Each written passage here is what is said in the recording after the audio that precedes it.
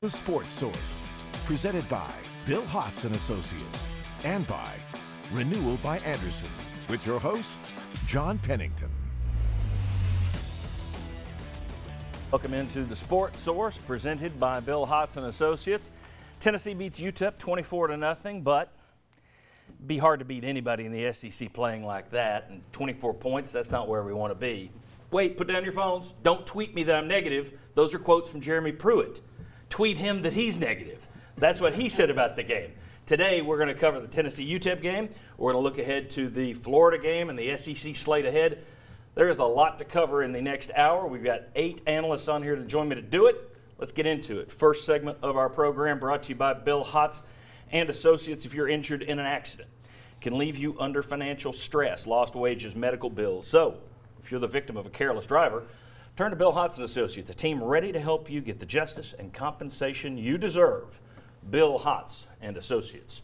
Want to welcome in wave one of the panel today. We have VFLs on this end. That's Brian Randolph and Will Overstreet. We have our media guys down on that end, Jimmy Himes and Josh Ward. Gentlemen, thanks to all of you for being here. I want to talk about Tennessee's 24-zip win over UTEP today, but we're also going to talk about what we've seen so far from Tennessee. You're a quarter of the way through the season. So I want to talk about what we've learned so far. I'm going to give you a couple things, and I'll let you agree or disagree. What we've learned. First up, the defense is improving, albeit against inferior opponents, all right? But the bottom line is, if you're going to line up a tin can, you're supposed to kick it over and crush it. And they have. They've held up their end of the bargain, I think the defense is continuing to improve. You guys played defense. Agree, disagree? Do you think that's a truth about this team, that defense is improving? Yeah, to agree, I got to agree if you want to be positive. Give it 2 straight weeks, so I give them a touchdown. It's definitely an improvement from week 1. We're playing together, no misassignments because there's no bust in the back end. But if you want to be realistic, we ain't playing nobody. Yes. We're out there playing against a scout team, so it's not much you can say. You can't really prove anything, but in terms of week 1, not giving them touchdowns, that's an improvement. Well, our way I look at it, they are improving because they didn't play anybody last week. They played a scout team last week too. But their pass rush was a majority. You could see it on the field, was a lot better this last game than it was the previous game. So saying with the talent level being the same of those two teams, they got better. Saying is it good enough to go against SEC opponents, that's a whole different statement in and of itself. But your positions that are all showing they have more confidence are your inside linebackers are showing better, and they're showing the talent to play in the league, in this league. Still on the outside pressures, he got better yesterday, but how much better is that going to be against the SEC kind of talent? I don't know yet. They are improving, but where is that? This next week we're going to see. Yeah, I'm not going to praise you too much for beating UTEP, but at the same time, I grade you high for that. So if you do what you're supposed to do, 3 points in 2 weeks against UTEP and ETSU. Third down defense, they're 4 of 28, 4 of 30, 32. They've held their opponent the last 2 weeks, as they should, very well.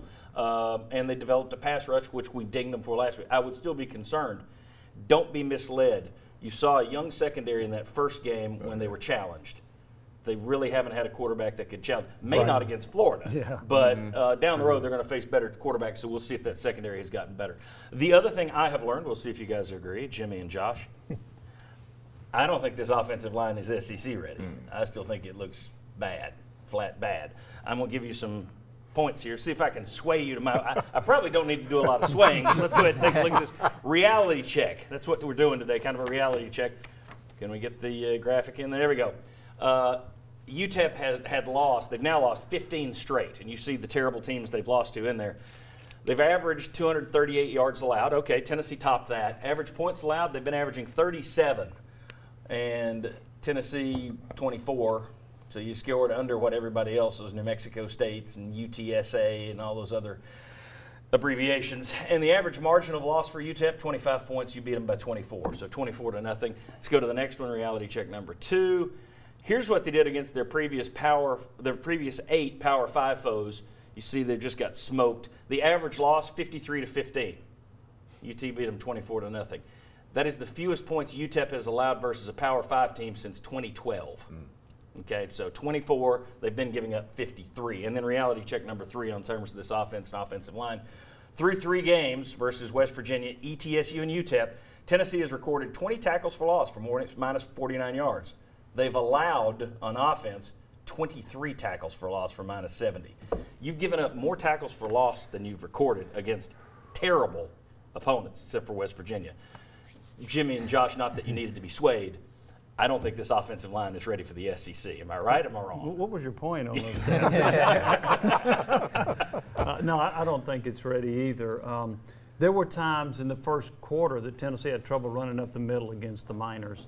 That was a little bit eye-opening. Now, he still ran for almost 350 yards. That's positive. I did think that the offensive line did a better job in pass protection, but I also have to qualify that as looking at the opponent that they played.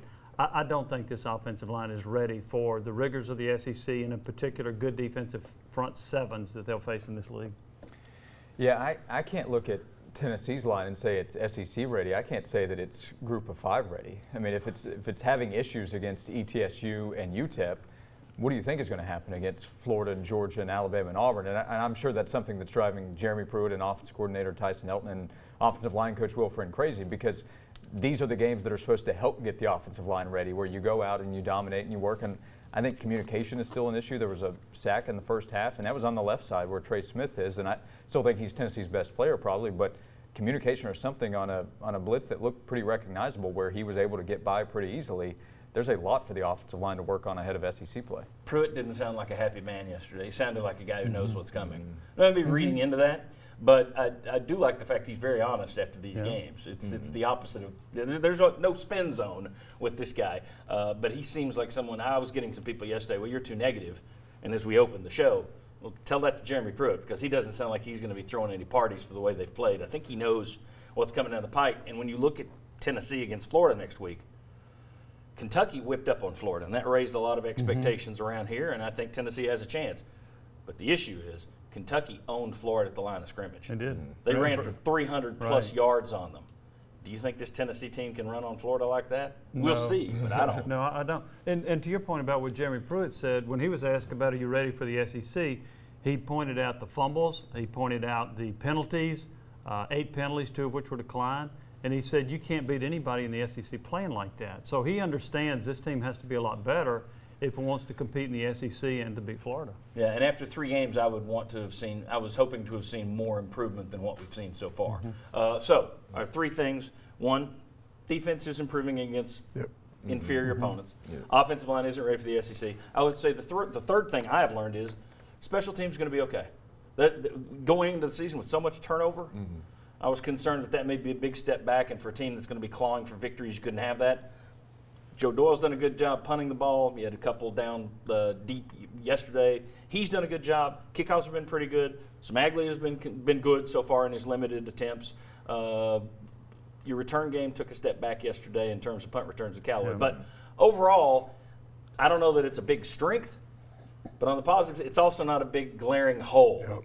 So I would say special teams are solid. Would anybody care to go higher or lower on that? I would agree. Special teams is probably one of our only black spots at this point. We got a block punt last week. This week, you can see the young guys in there. They're trying to get another block punt. There's a lot of effort out there. You mentioned the return game. I'd like to see some more returns being set in, but right now the effort's there. I see the hungriness on special teams more than any facet of the game right now. Well, the only question is Callaway, I know it was his first fumble, but you've seen a couple of times of indecisiveness of not and losing yards. And Pruitt got on him once when he didn't field one he should have. Right, and that's happened in a couple of games now. And so you kind of still wonder about that. Does that bite you somewhere down the line as well? Still, though, when you consider all the changes you've seen in terms of, at every phase on special teams, I anticipated more hiccups than we've seen. So to me, that's kind of a positive on special teams so far. Yeah, and I thought a bigger question going in was the kicking side, and I think that's probably where you feel better about it right now. You'd like to see more in the return game, and you can't have mistakes. You can't have turnovers on special teams, so they need to make sure they clean that up. All right, very good. Thanks to these guys. We've got 2 more panelists coming in. In the next segment, what we're going to talk about is, let me see if I can find it here. What are we talking about? Oh, an offense that can't go right. How do you mask that? And then also, is it time for Tennessee to open up the playbook? Have they been sandbagging? Are they hiding it for Florida? Come on back. We'll discuss.